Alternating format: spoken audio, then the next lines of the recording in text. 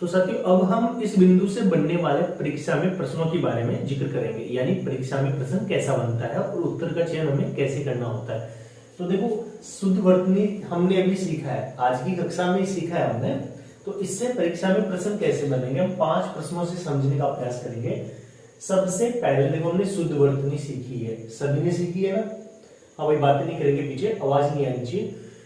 शुद्ध शब्द नहीं है, शुद्ध शब्द नहीं है, यानी देखो 4 में से कौन सा एक ऐसा विकल्प है जिसमें शब्द शुद्ध नहीं है। और शुद्ध नहीं है तो हमें भी पता है अशुद्ध होगा, तो हमें अशुद्ध का ही चयन करना है। कवयित्री, कवयित्री यानी बिल्कुल सही है। कौशल्या, कौशल्या, कौशल्या भी बिल्कुल सही है। साथियों ऐश्वर्य, ऐश्वर्य क्या हो गया, गलत हो गया। आगे देखते हैं श्रृंगार, श्रृंगार बिल्कुल सही है। ऐश्वर्य में क्या होता, ऐश्वर्य होता, क्या बनता है, ईश्वर प्लस ये से क्या बनता है, ऐश्वर्य बनता है। हम बात करें अगले प्रश्न की, तो शुद्ध वर्तनी है, यहाँ पे हमें शुद्ध वर्तनी का चयन करना है, यानी कौन से विकल्प में कौन सा शब्द सही है। वर्तनी से मतलब है कौन सा लिखा गया है, सही लिखा गया है। तो देखो पूज्य बिल्कुल सही है, उज्जवल भी यहाँ बिल्कुल सही है, और आशीर्वाद भी सही है, यानी तीनों ही क्या है, बिल्कुल सही है। साथियों उज्जवल का यदि हम संधि की दृष्टि से देखें तो उत प्लस ज्वल होता है। आशीर्वाद में कौन सी संधि है, विसर्ग संधि है, आशी है प्लस वाद होता है, विसर्ग संधि है, इसमें व्यंजन संधि है। प्रश्न नंबर 3 की बात करें, हस्ताक्षेप का शुद्ध रूप है। अरे पीछे बातें नहीं करेंगे भाई, बातें करनी हो बात जा सकता है ना, गुस्सा आ जाएगा, गुस्सा। हाँ पता है सर विद्यार्थी अभी गुस्सा सर आता ही नहीं है ना, गुस्सा तो कभी होता ही नहीं है, सही कह रहे ना। हाँ फिर भी पीछे बातें नहीं करेंगे, अच्छे प्रश्न है, परीक्षा में इसी प्रकार से प्रश्न पूछा जाता है। हस्ताक्षेप का शुद्ध रूप है, तो देखो हस्तोक्षेप बिल्कुल गलत है। हस्तक्षेप, हस्तक्षेप भी नहीं होता है भाई, हस्तक्षेप और एक होता है हस्तेक्षेप। शायद आप खुद ही देख पा रहे होगे कौन सा सही है। हाँ भाई सभी ने सी कह रहे हैं, तो सी सही है ना। ऑफलाइन में बैठे हैं पर ऑनलाइन में नहीं है, ऑनलाइन वाले तो बाद में देखेंगे ना। शुद्ध वर्तनी नहीं है, शुद्ध वर्तनी नहीं है, तो देखो रचयिता बिल्कुल सही है। परीक्षा ये भी सही है, कई बार डराने के लिए परीक्षा में ई छोटी आती है, लेकिन ई गलत होगा ना। भर्तरी, भर्तरी ये भी देखते हैं एक बार, इसमें थोड़ा डाउट है। संन्यास, संन्यास बिल्कुल सही है, इसका मतलब शुद्ध वर्तनी नहीं है, तो ये नहीं है भाई, ये ही नहीं है। भर्तरी ये सही है, ऐसा नहीं है ना। भर्तरी कैसे लिखा जाता है, भरत हरि, भरत हरि ऐसे लिखा जाता है ना, भर्तरी ऐसा लिखा जाता है। हाँ ये गलत हो जाएगा, विकल्प नंबर सी गलत है, विकल्प हमारा सी गलत है।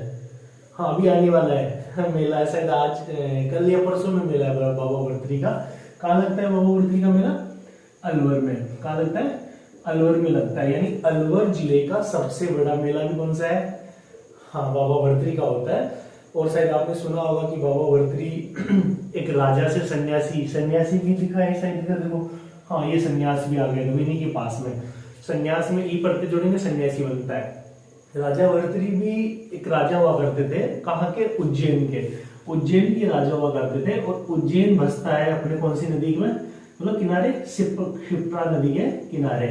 और ये क्षिप्रा नदी, उज्जैन, ये सब कौन सी स्टेट राज्य में है, मध्य प्रदेश में। तो साथियों कहते हैं कि राजा भर्तरी के कम से कम भी बहुत सारी रानियां थी, काउंटिंग मतलब गिनती तो नहीं है, लेकिन उनमें से एक बाबा भर्तरी की सबसे चहेती रानी थी पिंगला। और पिंगला से बाबा भर्तरी अति प्रेम करते थे, और पिंगला भी जो है वो बाबा भर्तरी से अति प्रेम करती थी। लेकिन कुछ समय बाद कहते हैं ना, समय ने करवट ली, बाबा भर्तरी का प्रेम अटूट रहा, लेकिन पिंगला का प्रेम बाबा भर्तरी के प्रति धीरे धीरे दूरी बनाता गया। और जो पिंगला थी वहीं बाबा भर्तरी के दरबार में एक सेनापति हुआ करते थे, उनसे अति प्रेम करने लगी। और बाबा भर्तरी को इन सब बातों का पता नहीं था, लेकिन बाबा भर्तरी ने एक बार जंगल में शिकार करते हुए महात्मा यानी गुरु गोरखनाथ से उनकी मुलाकात हुई। और मुलाकात होने पे बाबा गोरखनाथ ने भर्तरी को एक अमर फल दिया था, और उस अमर फल के खाने से कहते हैं कि अमर हो जाते हैं, वो कभी मरता नहीं है। तो जो बुढ़ा नहीं है वो अजर होता है और जो मरे नहीं वो अमर होता है। तो इसके बाद बाबा भर्तृहरि अमर फल लेके अपने राज दरबार में आता है, सोचते हैं कि मैं इस अमर फल का लेके क्या करूंगा, क्यों नहीं मैं ये अमर फल मेरी सबसे चहेती प्रिय रानी पिंगला को दे दूं। तो बाबा भर्तृहरि ने वो पिंगला को बुलाते हैं, पिंगला से कहते हैं कि पिंगला आज ये हमें मिला है और इसको आप स्वीकार करें। पिंगला ने वो स्वीकार किया और पिंगला ने जब देखा कि भाई इस अमर फल का भी मैं क्या करूंगी, वो भी सोचती है कि क्यों नहीं मैं मेरे अपने चहेते सेनापति को ये अमर फल दे दूं। तो पिंगला भी वो फटाक से चोरी छुपे जाती है और वो सेनापति के पास जाके उनसे कहती है कि ये आप लीजिए। सेनापति कहते हैं कि ये सब क्या है। तो सेनापति से पिंगला कहती है कि ये अमर फल है, इसे आप खाएंगे तो अमर हो जाएंगे और बाबा भर्तृहरि के जाने के बाद आप ही यहाँ का राजपाट संभालेंगे, आप राजा होंगे और आपकी मैं सबसे चहेती रानी होंगी। तो सेनापति बिल्कुल हंसमुख तरीके से इसको स्वीकार करते हैं और स्वीकार करने के बाद फिर सेनापति के मन में भी जहन आता है, क्यों सेनापति जो थे वही उसी दरबार में एक गणिका हुआ करती थी। गणिका मतलब जो शरीर का व्यापार करे उसे गणिका कहते हैं, वैसे अभी से कहते हैं। सेनापति उस गणिका से अति प्रेम करते थे। तो सेनापति ने भी सोचा कि मैं इस अमर फल का लेके क्या करूंगा, क्यों नहीं मैं अपनी सबसे चहेती प्रिय रानी थी उनके लिए तो उनको ले जाके अमर फल दे देता हूं। तो वो सेनापति अमर फल लेके उस गणिका के पास जाते हैं। गणिका से कहते हैं गणिका मैं आपके लिए एक सरप्राइज लेके आया हूँ, उपहार लेके आया हूँ। तो गणिका देखते हैं कि आज ऐसा कौन सा उपहार जिससे हमारे सेनापति जितने भाव प्रसन्न हो रहे हैं, उत्साह से भरे हैं, उत्सुक हो रहे हैं।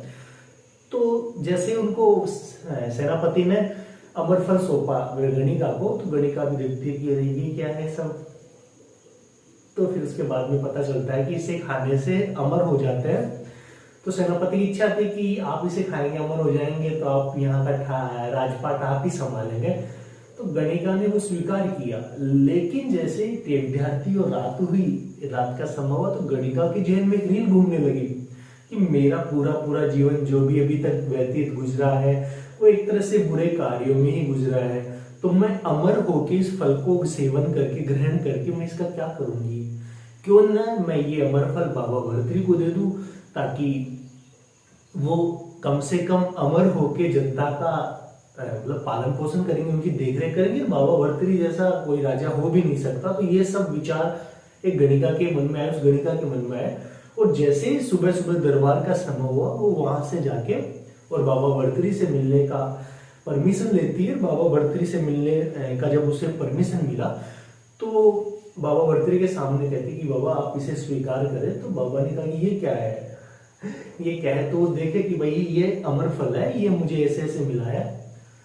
तो बाबा भर्तृहरि ने जैसे अमर फल स्वीकार किया तो देखते हैं कि ये शायद वही तो नहीं है जो कल।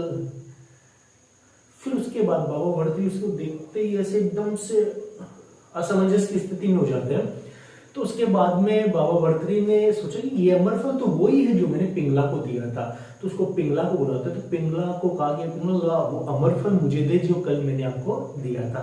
तो पिंगला फिर नीचे गर्दन झुका लेती है और एक तरह से पसीने पसीने हो जाती है। तो उसके बाद में बाबा भर्तृहरि ने जैसे सख्ताई से पूछताछ की, तो पिंगला सेनापति की, और सेनापति को जब दरबार में बुलाया गया तो सेनापति और पिंगला एक दूसरे के सामने खड़े होते हैं। तो पिंगला ने कहा कि लाओ अमर फल दे। तो इतना कहते ही सेनापति भी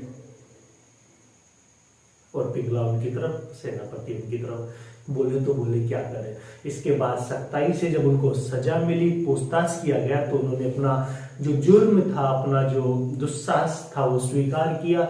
और उसके बाद में बाबा भर्तृहरि ने उनको सजा तो नहीं दी। और बाबा भर्तृहरि अब खुद का जो अपने प्रति पिंगला के प्रति मोह प्रेम था वो टूट जाता है और बाबा भर्तृहरि राजा से सन्यासी का रूप धारण कर लेते हैं। और उसी दिन से कहते हैं कि उज्जैन से चलते चलते पैदल और अलवर जिले में आके वो तपस्या करते हैं पहाड़ों में। और आज वही जगह भर्तृहरि के नाम से जानी जाती है, जहां मेरा लगता है साथियों, वैसे तो जीके की क्वेश्चन हिंदी में इनका कोई लेना देना नहीं है, लेकिन फिर भी एक बात आ गई तो मैंने इनका जिक्र किया है। भाद्रपद शुक्ल अष्टमी को, जो मेरे हिसाब से शायद 1 या 2 दिन में आने वाली है, यहाँ बाबा भर्तृहरि का सबसे बड़ा मेला लगता है। शुद्ध रूप की बात करें तो भर्तृहरि ऐसे लिखा जाता है, सही वर्तनी का चयन करो तो सही वर्तनी देखो यहाँ पे ज्योत्सना भी सही है, कुआ भी सही है, मूंगफली भी सही है भाई। मूंगफली नहीं होती, मूंगफली होती है, इसका मतलब तीनों ही सही है। तो परीक्षा में साथियों ऐसे प्रश्न बनते हैं, ऐसे प्रश्न बनते हैं जैसे हमने अभी समझने का प्रयास किया था शुद्ध वर्तनी, और यहीं से परीक्षा में हमेशा प्रश्न 2 से 3 बनते रहते हैं। तो ऐसे प्रश्न आएंगे, कौन सा सही है कौन सा नहीं है, तो इन सब के बारे में आपको जानकारी रखनी जरूरी है। बाकी हम जिक्र करेंगे अगले एपिसोड में। आज तक के लिए इतना ही। बहुत बहुत धन्यवाद और आभार। नेक्स्ट क्लास जो भी होगी उसका इंतजार करेंगे आप।